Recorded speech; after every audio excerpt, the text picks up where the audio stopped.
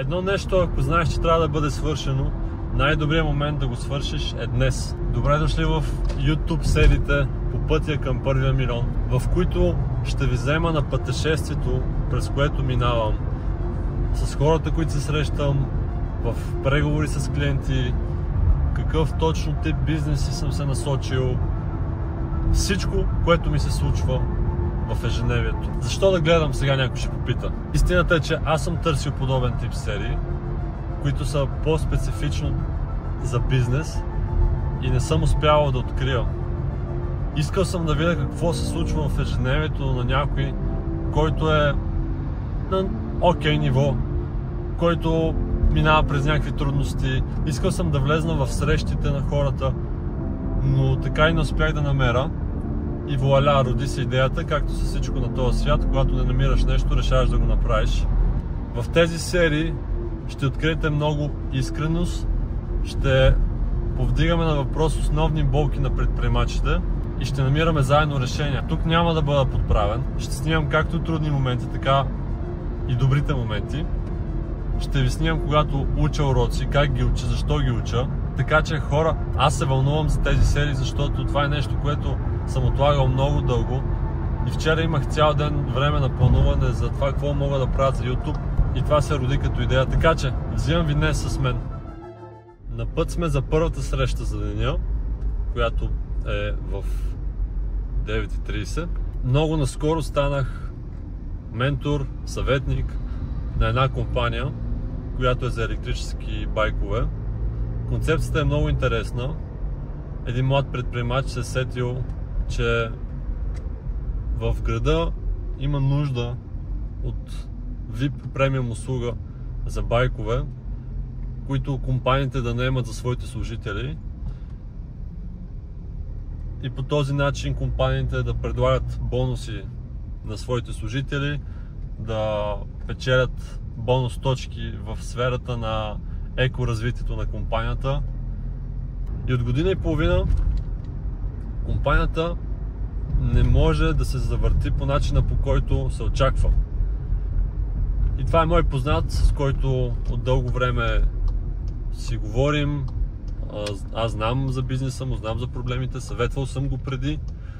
И в хода на лекциите, които правя и съветите, които съм му давал през времето, той ми каза: Иво, чудех се, ако ми даваш безплатно съвети, които реално ми променят бизнеса, ако говориш в лекциите ти такива неща, които реално ми променят бизнеса, много ми е интересно какво би се случило, ако бъдеш част от компанията. И ми предложи дял от компанията. Съответно, първото нещо, което направих почти веднага, беше да откажа подобен дял, защото си казах: дай да опитаме, дай да видим колко бих могъл да ти бъда полезен, а най-лесното нещо, щом имаш желание да ми ядеш дял, е в последствие да стана част от компанията. Така стигнахме до момента, в който ето ни, вече имаме втора среща, буквално след първата среща, в която се съветвахме, в която адресирахме основни неща като проблеми. Не беше проблеми в бизнеса, беше проблеми в самия човек. Човекът имаше бариера за това какво е възможно, за какъв период е възможно да се направи. Имаше проблеми с това, че той има единствената компания в България за подобно нещо и вместо това да го вземе като предимство, се чувстваше зле. И всичките проблеми, които е имал по пътя, с това, че не може да продаде достатъчно добре, с това, че не може да намери правилните клиенти, бяха свързани с майндсета. След първата среща имаше среща с клиент. На тази среща преговаряха да купат всички колела, които има налични. В тази среща той е влезнал с различен майндсет. Буквално сутринта имахме срещата, в която го екипирах. След обяд ги е разбил. Така че днес ще ви запозная с него и ще ви направя съпричастни с част от това, което си говорим. Хайде да влизаме! Интересното е, че импресията за този влог ме удари сутринта, докато се къпах. И буквално дори жена ми не знае, че не снимам влог.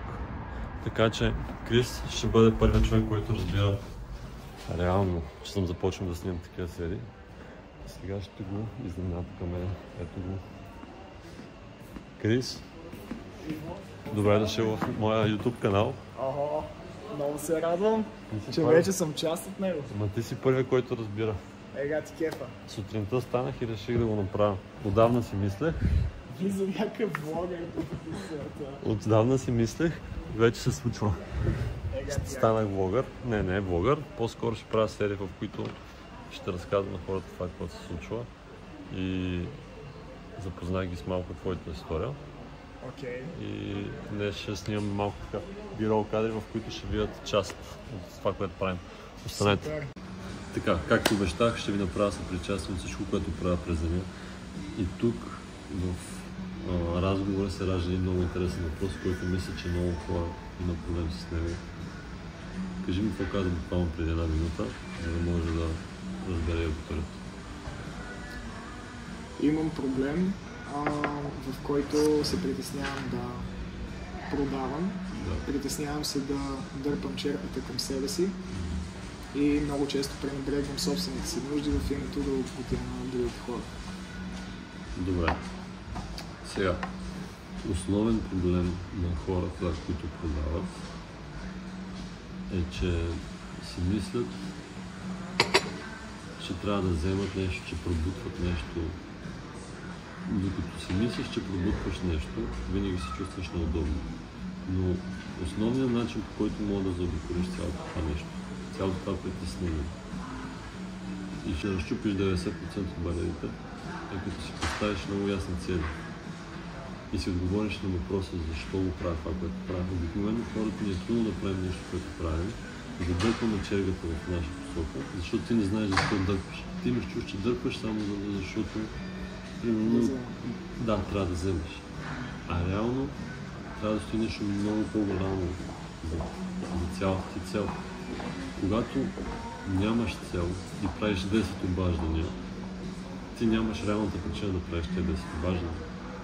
Реално ти ги правиш, защото трябва да ги направиш. Аз ги правя, защото съм поел ангажимент към теб, правя ги, защото нямам пари в банковата сметка и трябва да заключа някой клиент. Да. А когато си поставиш цел, да кажем, тази компания в едните 3 месеца или 6 месеца трябва да стане водеща на пазара. Тази компания трябва да започне да генерира обороти в едните 6 месеца, примерно 20 000. Тогава всяко обаждане има значение. Тогава всяко обаждане ще бъде направено с чувство, защото знаеш, че това е още един пирон, който ти забиваш в своя ковчег, който изгубяваш. И когато правиш нещата от усещането, че ти трябва да направиш примерно в следващите 6 месеца компания, която я работиш, ще започва да бъде лидер примерно на пазара, ти имаш много по-голям стимул и си отговаряш много повече въпроси вътрешно, което рефлектира много на външните ти убеждения. Когато вземеш позиция, обикновено предприемачите имаме нужда от това да вземем конкретни позиции. Да се поставим в обувките на определен човек. Примерно, ти трябва да се поставиш в обувките, трябва да си отговоря на въпрос. Коя е компанията ми? Къде се намира на картата с предприемачи след 6 месеца?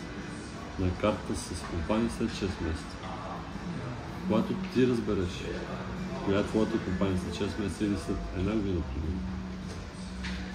какъв е човекът, който преговаря, какви са процесите за тази компания, колко голяма е тази компания. Когато ти разбереш колко е голяма това, което правиш и влезеш в тия обувки сега, ти започваш да преговаряш все едно от бъдещата ти позиция в момента. Много голям проблем е, че хората разбират, че в момента нямат нищо и говорят по телефона, като че в момента нямат нищо. А когато говориш от позицията на компания след една година или след 6 месеца, ти говориш много по-високо ниво на позиция, което ти дава много по-голяма увереност. Но това е вътрешно убеждение, което ти трябва да достигнеш до него. И реално ти нямаш проблем с това, че дърпаш черджето към тебе и че много трудно продаваш, а имаш проблем, че не си достатъчно уверен в това на къде си тръгнал и не знаеш точно защо го правиш, не си говорил на основен въпрос защо. Когато си говориш, това искам да е компанията ми, след 6 месеца, какъв оборот искам да генерира, какво означава това за мен. Примерно, ще мога да живея на по-добро място, ще мога да да имам малко по-различен начин на живот, че мога да излизам повече, мога да пътувам. Тогава сглавяш всичкото това нещо в една картина и тогава всяко обаждане ще го правиш с отношение, че ти изграждаш нещо много по-голямо от тебе, а не просто сега нужно да изпила на максимум всичко, което ми се отваря като възможност и ми е трудно, защото ми е трудно. Аз мисля, че съм се дисасоциирал от целите си. Тоест, поставил съм си много лични цели, които ясно съм си ги дефинирал и съм ги направил смарт, нали, по всичките методи, които трябва да се правят тези цели, но не съм поставил такива за компанията. И аз имам само лични цели, но не и за EDrive като компания. Ето това е също друг проблем, че ти реално това, което си направил, е, че си намерил начин, по който да достигнеш собствените си цели. Хората винаги това ще го разберат. И ти се притесняваш за това, защото в твоята глава сега аз искам да продам нещо, за да постигна собствените си цели. И затова се чувстваш щупено, защото ти нямаш усещането, че градиш компания. Ти нямаш идентичността на CEO на компания, имаш идентичност на човек, който има някакви нужди и желания. И когато преговаряш и това място, се получава една малко по-щупена връзка. Всеки е минал през това, аз съм минал през това. Първият път, когато звънях, треперех, ръката ми трепереше, защото знаех, че трябва да си плата наема. И нямах нужда на компанията, имах собствени нужди. И съм правил тази грешка много пъти. До мен, в който естествено порастваш. И ти го казвам от позиция, в която ако сега влезеш, ще си спестиш много време. В един от най-трудните ми периоди, предния път се разказах за това, преговарях за една от най-големите сделки. Когато нямах нищо, преговарях за стотици хиляди. И в този период аз идентифицирах много повече с това, което правя генерално и мащабно в компанията, а не толкова с моите лични нужди. И това ми позволява да мога да съм като лов на тия срещи и да мога да си изливам това, което се случило вече. Но нямаше как това да го изливам, няма как да преговарям за стотици хиляди, ако аз имам лични проблеми в живота ми. Не се идентифицирам с това, кой съм аз, кой искам точно да направя. Повече приемам голямата картина и компанията, на къде искам да се движим, което спестява много ледове и когато утре се обадиш и как се изглеждали до сега преговорите. Пип. Аз съм Крис, имам нужда от заплата, имам нужда от някакви нормални неща да заживея. Здравейте! Аз тук предлагам една много добра услуга, която много ще ви помогне. Искате ли, имам, ще ви предложа. И става, аз искам да си покрия моите нужди. Ако се настроиш преди това, изграждам компания, аз съм единствен на пазара, аз съм с една от най-инновативните идеи в този сектор. Града нещо голямо. Имам такива финансови цели на компанията. Сега този клиент ще му предложа нещо различно. Пип, вече с самочувствието. Здравейте, обаждам се от водещата компания в електрическите велосипеди. Имаме предложение точно за вашия бранш, който сме разработили. Имате интерес да чуете повече, защото това би рефлектирало на това и това. Вече сме голяма компания, вече има нещо, което стои като бекграунд и хората са, това не е някой ниги предприемачи, а е някаква компания, която нещо се случва. И говорих с възрастен милионер, който е лайф коуч, който е много популярен. Възрастен казвам, защото това е важно за примера. Човекът е на 60 няколко години. Този човек ми каза: Иво, аз много внимавам с предприемачи, които ми пишат всякакви услуги. Аз имам нужда от тяхните услуги. Много внимавам с млади предприемачи, които са там за да вземат. Защото те обикновено са направили някакъв бизнес, за да могат да се задоволят собствените нужди. И начинът, по който ще изпълнят услугата, аз съм напълно убеден, ще бъде най-добрия. Защото те го правят от позиция на това да снабдят тяхната нужда И те искат нещо от мен. И аз трябва да им дам доверието си, което те не оценяват още, защото не са се счупили. И е много по-трудно да се добър, така че аз много внимавам с такива млади предприемачи. Тук тези млади предприемачи, ако изиграят нещата през голяма компания, ако се опитат да се свържат с тези хора по различни начини, не по най-елементарния начин да пишеш в Инстаграм на някой, трябва да положиш усилия. Големите компании действат по различен начин. Това е разликата между един фрилансър, който обработва видеа, и една агенция. Агенцията няма да ти пише в Инстаграм какво предлага. Един фрилансър обаче ще ти пише, искаш да обработвам видеята с по-яки субтитри. Агенцията ще предложи стратегия, ще намери по друг начин, ще дойде до тебе, ще ти предложи неща, които предлага една агенция, което е голям спектър от услуги. И тук моята битка беше с Zero, да предлагам услугите на агенция, преди аз да съм убеден, че това е агенция. И това порасна до момента, в който вече преговарям от името на агенция и не се налага да пише или да звъня. Нещата се случват по друг ред. Така че убеждението, което приемаш за компанията, ще ти спести много притеснения по телефона. Когато ти си убеден, че това е голяма компания и ти правиш трудни неща, ние сме компания, която прави трудни неща, ние сме компания, която решава всякакви проблеми, тогава отношението ти ще бъде много по-твърдо и няма да се притесняваш да заявяваш. Защото ти се облягаш на голямата компания в главите на хората, дори в твоята глава.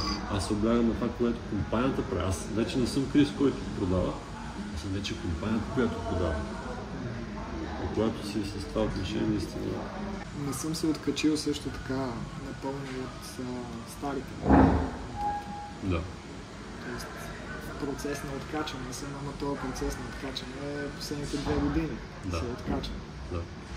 И мисля, че до голяма степен това, че не съм скъсал изцяло с миналата си идентичност. Може би предполагам. Докато имаш хора, които ти напомнят за това, кой си бил, ще ти бъде трудно да оперираш човек, който не трябва да бъдеш. Просто докато има едно напомнение. Ти ли бе? Нали знам. Нали, или дори само нещата, които сте правили. В момента аз не мога да излеза на местата, на които съм излизал с хората от миналото ми. Не мога. Защото аз, влизайки в това пространство, аз ставам този човек отново, който съм бил тогава.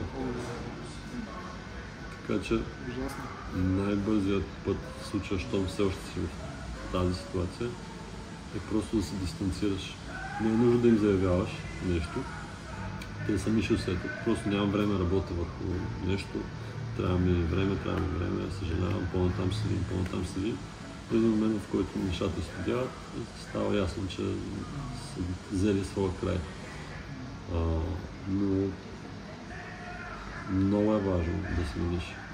Ще го обясня така. И с това ще спрем инсайт видеото. Представи си, че имаш 5 слота за хора в живота ти. Тези 5 слота могат да бъдат заети от хора, които ти дърпат надолу. Може 3 слота да са хора, които дърпат напред и 2 от посредствени хора. И така са. Да, именно. И сега имаш 3 слота от някакви готини хора, които ти помагат и 2 слота, които те дърпат надолу. Трябва да освободиш тия 2 слота и по-добре да останеш с 2 свободни. Защото утре ще дойде човек в живота ти и ще каже: Крис, здрасти, как си? Искаш ли нещо да правим? И ти ще си: ами да, просто не, за теб няма да е естествено да полагаш усилия в още едно взаимоотношение, защото твоите слотове са заети. Няма как да бъде изместено. Трябва винаги да имаш един свободен спот за нова възможност.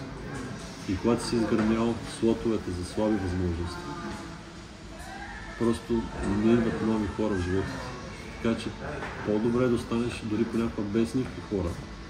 И 5 слота ти стоят свободни, сега да почнеш. Първата година ще добавя един, втората година ще добавя втори, третата година ще добавя трети.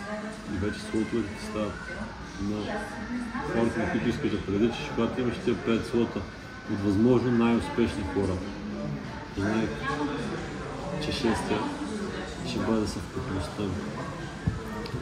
Така че, да. Коучинга ни с Крис току-що приключи и съм на път за втората среща за деня с клиент, който все още няма да разкривам. Идеята с коучинга, ако трябва с 2 думи да обрисувам всичко, което се случи, беше следното. Крис, като всички млади предприемачи, които вървим по пътя на предприемачество, имаше основни проблеми, които си мислеше, че са основните проблеми. Но това, до което достигнахме в тази среща, беше следното. Ти не си проблемите на бизнеса си. Това е първото нещо, което трябва вие да осъзнаете и да ви влезе като майндсет в главата. Първото нещо, за да се чувства един предприемач добре и да живее добре, е да не пренася проблемите в бизнеса му, неуспехите му, неувереността му в това, кой е той. Ако се идентифицирате с бизнеса ви, то вие ще бъдете нещастен, вие ще имате винаги проблеми, ще имате постоянно причини да не се чувствате добре. По-скоро трябва да разглеждате като компанията, която развивате като нещо отделно от вас самите. Компанията е там, да, тя е моя, да, аз я града, но влизам за някакъв период вътре, през деня, правя най-доброто, което мога да направя и излизам. Излизайки, аз наблюдавам тази компания, какви проблеми има, как се развива, какво се случва и не се идентифицирам с тази компания, защото ако започнете да пренасяте в живота ви проблемите, които имате в бизнеса, вие ще бъдете супер неуверени. Това е нещо, което забелязах, че го докосна супер много. Очевидно този човек е бил в позиция, в която се прибира и мисли постоянно за това как да го прави този проблем, как да придобие следващ клиент, как да подобри услугата си и се е превърнало като част от идентичността му това нещо, което го кара да се чувства супер нещастен. Затова най-добрият начин е просто да се абстрахирате и да се отделяте от това, което се случва в бизнеса ви, да осъзнавате: аз не съм проблемите си, аз не съм проблемите на бизнеса ми, аз съм Ивелин, имам интереси, имам копнежи, имам неща, които харесвам да правя и ако пропусна да ги правя, бизнеса ми със сигурност няма да върви, защото аз ще съм изпилен, изтощен, изхабен и няма да имам желание за нищо. Но ако бизнеса ми има проблеми, аз успявам да се забавлявам въпреки това вечерите, в почивните ми дни, то връщайки се в бизнеса, ще имам много повече мотивация да движа и да бутам напред. И второто нещо, което обобщава срещата ни, е, че не трябва да берем плодовете на дърветата, които трябва да се изкоренят. Не берете плодовете, не се опитвайте да придобиете следващото умение, просто за да имате още едно умение. Не се опитвайте да говорите просто по-добре. Това са плодовете на едно дърво. Няма да стане само с опитване да се разреши постоянно даден проблем. Ще стане като излезем от кутийката, в която се намираме и се поставим в позиция, в която сменяме майндсета си. Сменяме това, кои сме ние. Отиваме на някое различно място, което ни диктува нещо различно за нас самите. Отиваме в най-готиния ресторант и имаме спокойно време, в което ядем салата за 50 лева, но попиваме от атмосферата. Майндсета са корените на проблемите. Казвам ви, детайлите не са от такова голямо значение, когато майндсета ви е счупен. Това да проверявам 2 пъти, 3 пъти, 4, 5 пъти един имейл преди да го изпратя, няма да подобри значително работата ми, но ще ми създаде допълнително работа. И само защото съм изпаднал в работа, не означава, че съм продуктивен, не означава, че се движа бързо. Ако проверявам само поведнъж имейлите ми, ако някакви други детайли ги намъла, не наблягам толкова голямо внимание, а се фокусирам върху това, какъв е майндсета ми, как мисля, каква е генералната ми визия, какъв е духа, с който правя, какъв е хъса вътре в мене, с който говоря, това ще промени генерално картината. Но сега стана време да влизам в среща с клиента. Този клиент го гоних в продължение на месец сигурно. Много хора по пътя ми казаха: няма да стане, той не е съгласен, той няма нужда от твоята услуга. И вуаля, след натиск, след правилно стратегиране, след правилни действия, днес собственика ме извика на среща за да започнем работа. Така че ще ви споделя за този урок, но веднага след срещата. Сега ще видите следващата част от видеото, в която имаме успех с преговорите, но понеже ме почерпиха супер вкусен десерт и аз съм ял като не виждал и съм си отцапал брадичката, ето тук ще видите. Следващите 5 минути ще ме гледате с мръсна брадичка. Абстрахирайте се, защото не мога да го кажа по същия начин същото. Така че поне стойността, която казвам, вярвам, че ще ме покрие за тази отцапана брадичка. Хора, добри новини! Имаме нов бранд, с който Зерон ще работи. Този бранд сме го преследвали, може би в последните 6 месеца и все не ставаше. До един момент, в който пробихме с малко, снимахме нещо еднократно. Сега отидохме на среща за втори еднократен ангажимент, който те ни помолиха да се ангажираме с него. И на срещата им казах: хора, бранда ви е супер готин. Имате супер добър продукт. Имате много локации. Става въпрос за един ресторант. Имате всичко нужно, така че този бранд да гърми и да бъде наистина много силен на пазара. Защо не го правите? Каква е причината? И тогава собственика на бранда просто каза ми: реално просто не е имал някой, който да ни го предложи по такъв начин, че да го разберем. И се стиснахме ръцете, за да работим. Сега екипа в офиса много ще се зарадва. Отивам да ги изненадам, защото това е бранд, който ние много харесваме, ядем постоянно оттам и много вярваме в продукта. Каква е поуката от цялото нещо? Поуката е следната. Това е едно изказване, което толкова много има значение. В Библията има един стих, който пише следното. И ще видите колко е приложимо сега за бизнес. В Библията в Притчи се пише: купувача казва: лошо е, а когато отмине, се хвали с покупката си. Какво общо има това с сегашната ситуация, някой ще попита. Ами, в хода на тия 6 месеца, в които се опитвах да преговоря условия с тях и да започнем работа, се опитвах да достигна до собствениците на този бранд през много различни познати. И тези познати ми казаха: лошо е, не става, няма да стане. И аз осъзнавах, че просто не става за тях. За тях е лошо. За тях не може да се случи. Може би някои от тях имаха в предвид да работят с тях. Затова казваха: лошо е. Защото когато кажеш лошо е, ще се откажеш. Не е добра сделка. Но аз си казах: този стих сега ще го изпитам и ще проверя дали наистина е лошо. И постоянствах сам да достигна до decision maker на компанията. И стигам до момент, в който тези хора всъщност никак не са лоши. Всъщност са много готини. И тези твърдения на всички познати, които са ми казали лошо е, реално не са били истина. И за пореден път ми се потвърждава това, че не трябва да приемате мнението на другите за това какво е възможно и какво не е възможно. Ако имате увереност, че трябва да действате в нещо, просто действайте. Просто го направете. Просто опитайте всичко възможно.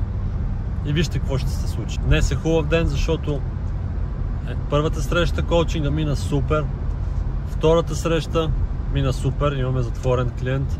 Имаме бранд, в който вярвам, че нещата ще се получат. Сега отивам да изненадам хората в офиса. След това имам още една среща с клиент. След това имам трета среща с клиент. След това имам да отида да събера едно плащане, което ни се дължи. И днес е сякаш черешката на тортата за последните 5 месеца. Хора, живота ми не е това. Няма да ви лъжа. Последните 5 месеца съм минал през много трудности, много гадори.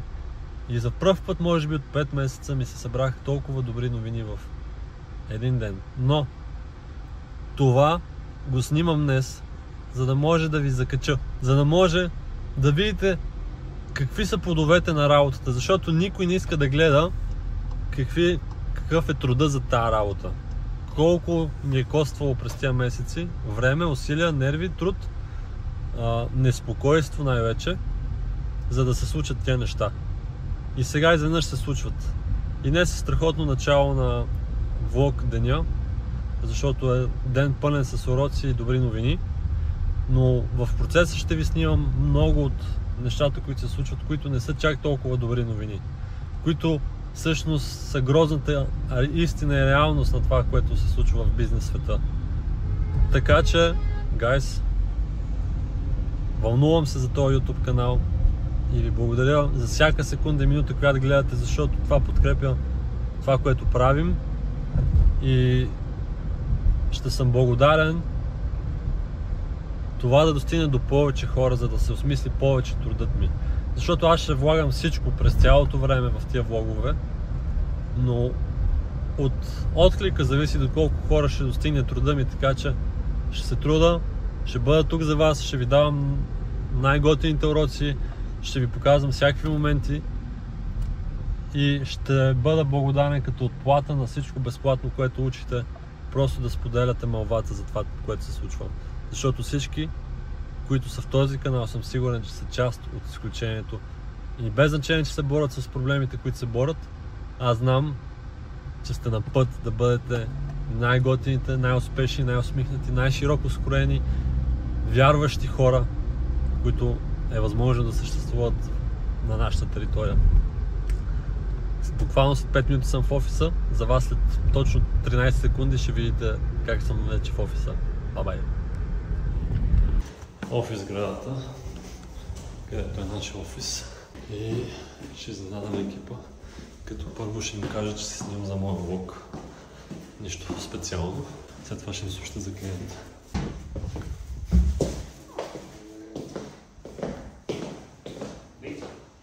Къде е? Здравей на моя YouTube канал.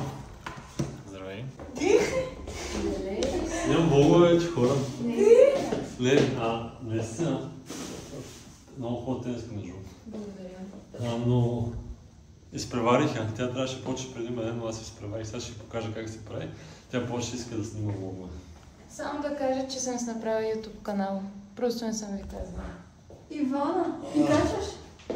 Сега събота. Виж как е годно.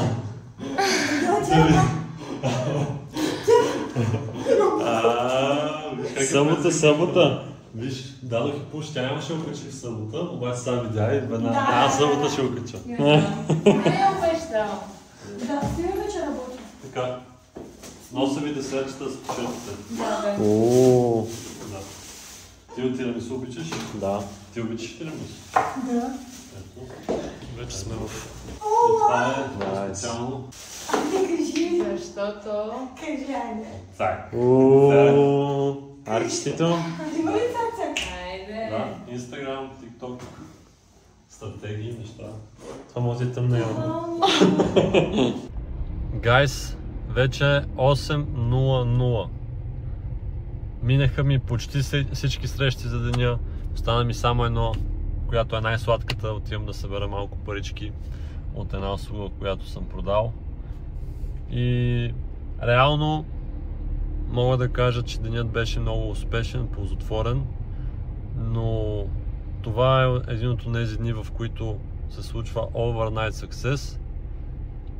Не знам как толкова случайно се случи точно днес да снимам първия влог, без да знам точно какъв ще изхода от деня.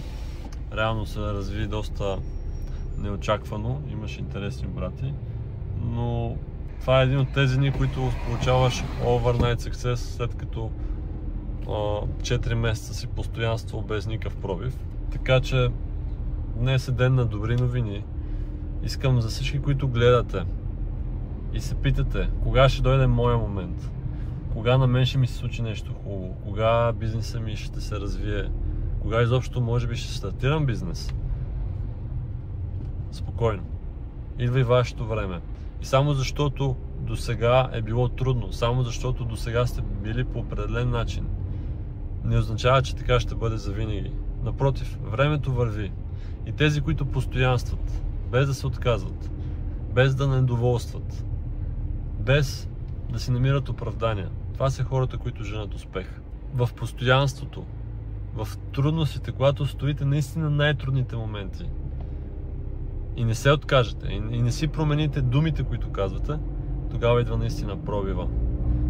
Така че днес беше един такъв влог, в който малко повече съм в колата, защото през другото време просто срещах се с клиенти и нямах напълно възможността да ви направя част от разговорите.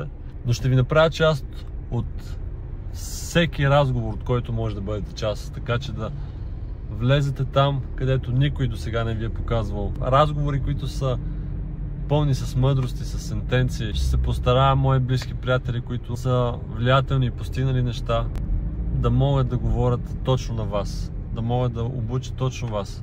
Благодаря за времето, което сте гледали. Напишете ми в коментарите какво бихте искали да виждате за напред. Тепърва ще се опознаваме.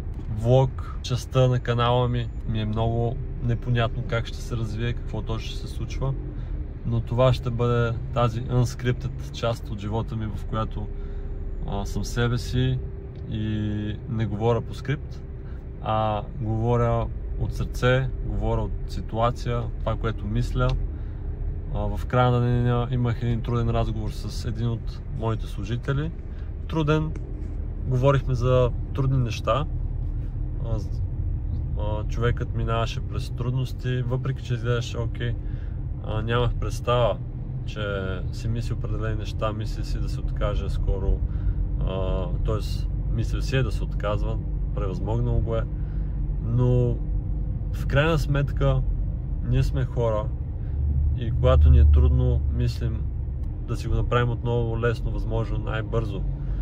Но истината е, че много награди се крият от другата страна на трудността и успеете ли да минете от другата страна, успеете ли да задържите същата изповед и майндсет, от другата страна наградата е по-голяма от това, което сте успяли да видите до сега, всичко взето заедно.